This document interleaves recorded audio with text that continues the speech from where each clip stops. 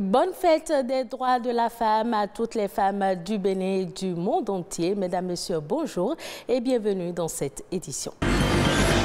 Noces de platine de Radio Bénin, le lancement des activités marquant cette célébration s'est déroulé au Palais des Congrès. Vous aurez dans cette édition le compte rendu de cette cérémonie.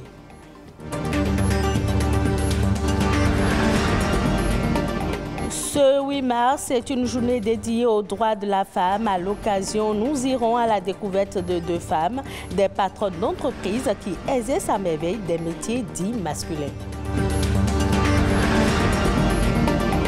Le sport, une solution pour éviter le burn-out du personnel. Les femmes ont été conviées à une séance de fitness afin d'évacuer le stress et se maintenir en forme.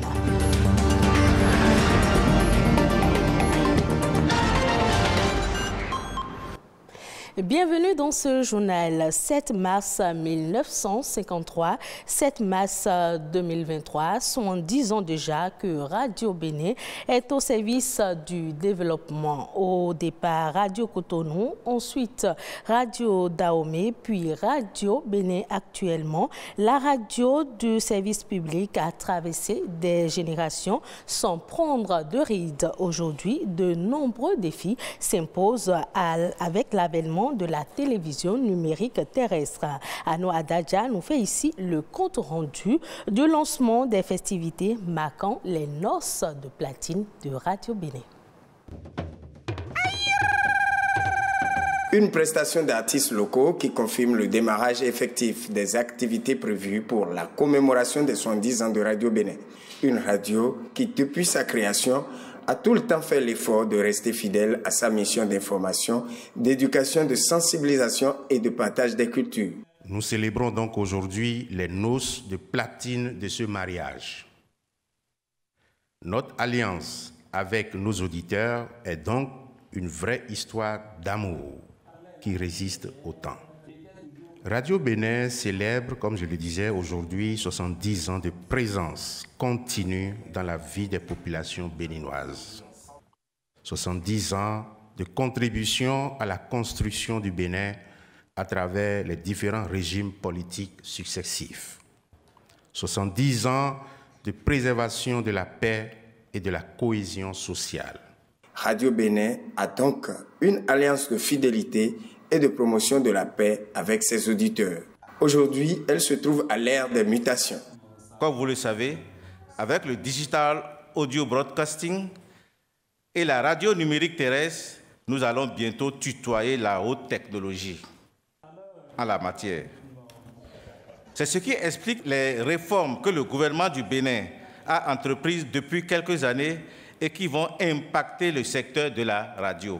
Cadre du ministère, conseillers de la haute autorité de l'audiovisuel et de la communication et amis ont témoigné leur reconnaissance. C'est un événement très heureux et je suis très content de participer à la commémoration des 70 ans de la radio nationale. Ce support d'information dont nous avons tous été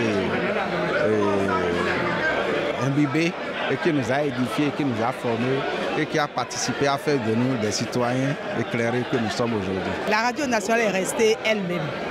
Malgré tout ce qu'on peut reprocher à la presse, la radio nationale reste une référence. Radio Bénin fête 70 ans, c'est le point de départ de nouveaux défis. Ce 8 mars, les femmes sont à l'honneur. Les gemmes de cette journée ont été plantées en 1908 lorsque 15 000 femmes ont défilé dans la ville de New York pour réclamer des horaires de travail plus courts, de meilleurs salaires et le droit de vote. Au Bénin, depuis son arrivée au pouvoir, le président Patrice Talon a affiché des ambitions pour promouvoir la femme, des ambitions qui passent par plusieurs actions et réformes. À l'occasion de la Journée internationale des droits de la femme, Ariane Da Silva nous propose un zoom sur quelques actions.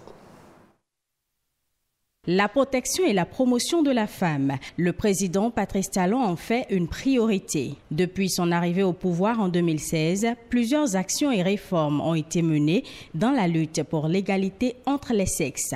Au nombre des initiatives, on peut citer la mise en place d'un arsenal institutionnel et juridique qui a vu l'Institut national de la femme renaître de ses cendres. L'Institut aura la capacité d'ester en justice et de se porter partie civile.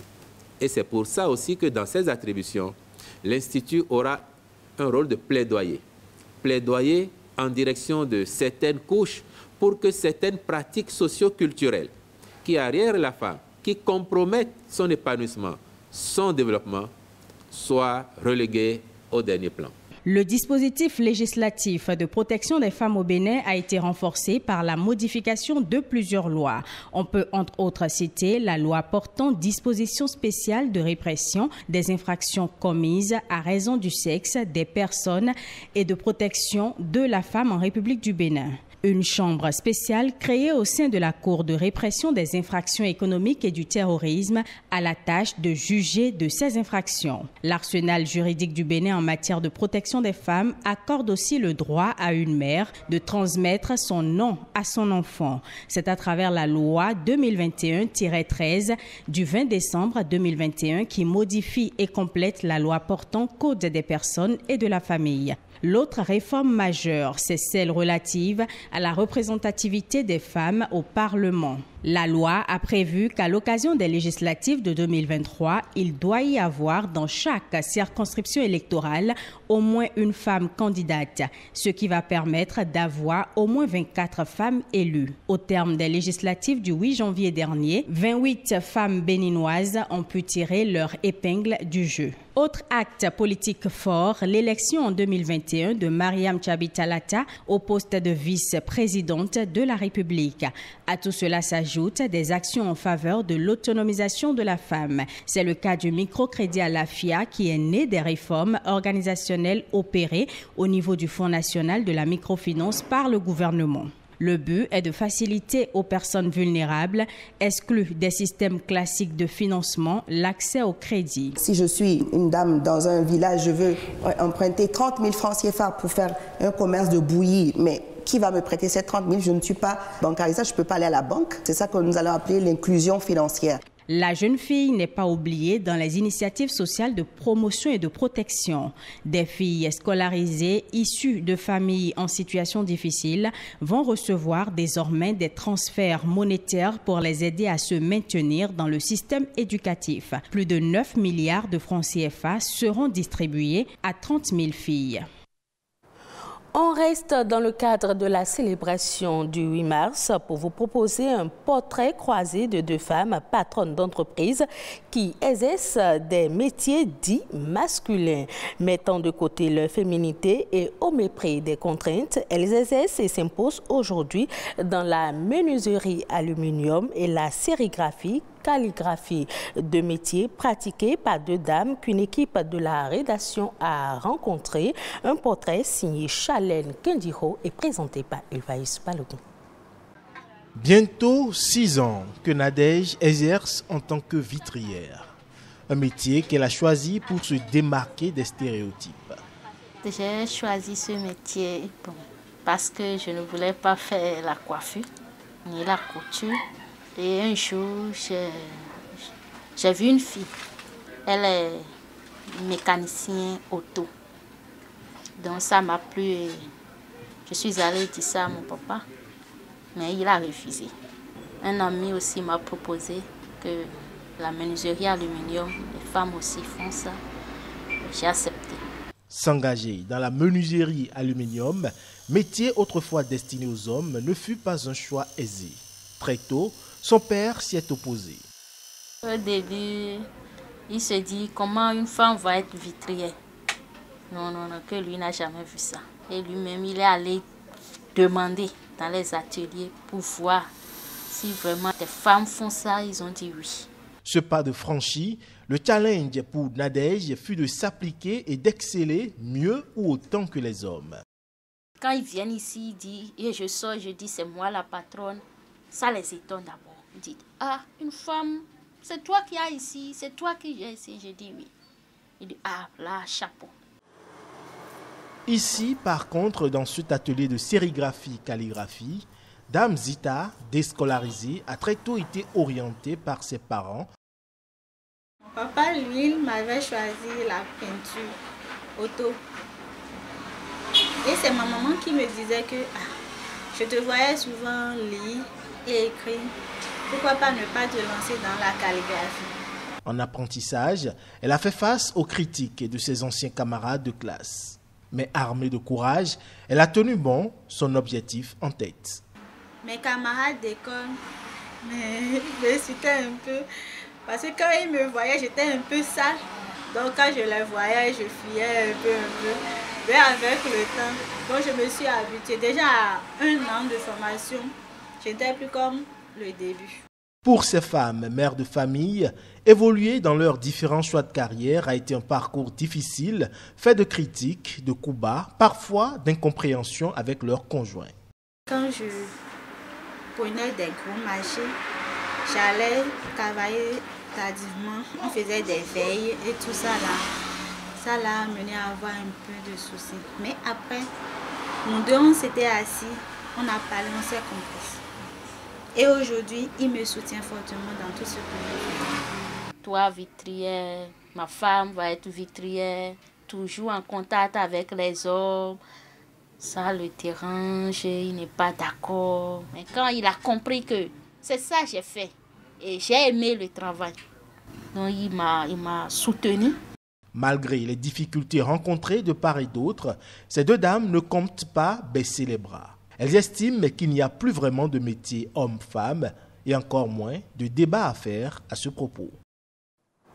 Faire du sport accompagné de la musique a une influence positive sur la santé mentale. Les cours de fitness libèrent les hormones du bonheur dans le cerveau. C'est l'objectif de cette séance de fitness avec les femmes pour maintenir leur silhouette. La séance s'est déroulée le week-end dernier à Cotonou. Renouira et Edmond Hongwo ont pris quelques images. Regardez. La danse, un sport pas comme les autres. Ici, il n'y a pas d'âge pour s'adonner à cette activité sportive. Petits et grands dansent. C'est très important en fait pour les enfants de très tôt commencer à bouger parce que cela va agir sur déjà leur capacité de concentration, de mémoire. C'est très important aussi pour leur santé. Ils vont avoir un capital santé intéressant qui va leur permettre, une fois en grandissant, d'éviter de tomber malade et ils seront des adultes beaucoup plus performants. Les femmes ont beaucoup plus de mal à pouvoir faire de l'activité physique parce qu'elles ont beaucoup de contraintes. Il y a le boulot, il y a la famille, il y a les enfants et gérer tout ça, c'est compliqué. Donc, en fait, pour nous, c'est une façon de montrer aux femmes que finalement, elles n'ont pas forcément besoin d'aller en salle de gym. Elles peuvent, en mettant de la musique chez elles, bouger, transpirer et faire du bien à leur corps. Comme les autres sports, la danse permet de brûler des calories, de raffermir le corps et de se muscler en profondeur. Mieux, c'est une activité qui permet de canaliser l'énergie. J'accompagne souvent ma mère qui vient de présenter des musiques et je fais souvent les séances avec elle à la maison, dans des endroits comme ici. Ça me donne de l'énergie pour faire d'autres choses, ça me fait me sentir bien. Je l'ai bien aimé et puis ça donne aussi de la force. Alliant aspect sportif et rythme entraînant, la danse fitness fait abstraction de la forme physique et de l'âge. Et ses bienfaits sont palpables. Depuis que je fais le sport avec elle, j'ai amélioré ma forme, on va dire, mon physique. Et ça me maintient en santé. Faire de l'activité physique, l'activité sportive, ne veut pas forcément dire aller courir, ne veut pas forcément dire aller dans une salle de gym, mais déjà avec à la maison, parents, amis, enfants, papa, maman, avec la danse, qui est une forme d'activité physique, ils peuvent bien sûr pratiquer l'activité physique à moindre coût. S'il est admis que la musique adoucit les mœurs, danser met de bonne humeur, renforce les muscles améliore l'équilibre et la posture. C'est un sport insoupçonnable. L'actualité au plan international, c'est dans Eco Inter qui porte la signature de Machel Betoro.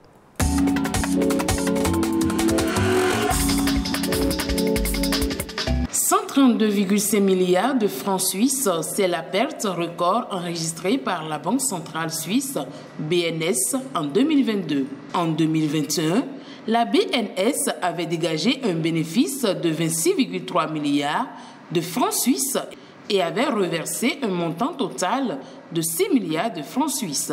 L'inflation remonte ainsi pour le deuxième mois d'affilée en Suisse, après avoir atteint un pic à 3,5% en août dernier. La BNS doit annoncer sa prochaine décision de taux le 23 mars.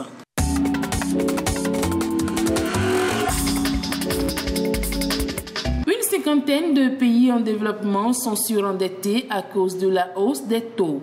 Pour cause, pandémie, guerre en Ukraine, crise alimentaire, négligence des riches. Alors que les pays développés s'interrogent sur les conséquences à long terme de la hausse des taux opérée par les banques centrales depuis l'été 2022, les pays pauvres se préparent, eux, au pire. Une dette qui, avec la hausse des taux d'intérêt, les rapproche encore plus du défaut de paiement.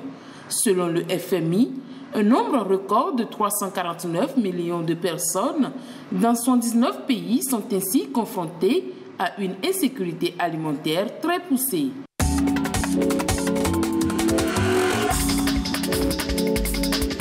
Le dernier sommet annuel de l'Union africaine a porté sur l'accélération de l'opérationnalisation de la zone de libre-échange ZECLAF. L'institution continentale exhorte les États membres à accélérer l'opérationnalisation de la ZECLAF à travers l'esprit de panafricanisme. La rencontre était axée sur la mise en œuvre de cette plateforme commerciale qui devrait être la plus grande au monde avec 1,3 milliard de consommateurs. Et pour ce faire, les gouvernements devraient notamment travailler à concrétiser la libre circulation des personnes et des biens. La ZECLAF a son siège au Ghana et est officiellement opérationnelle depuis le 1er janvier 2021. L'accord prévoit l'élimination des droits de douane sur 90% des marchandises d'ici 2030.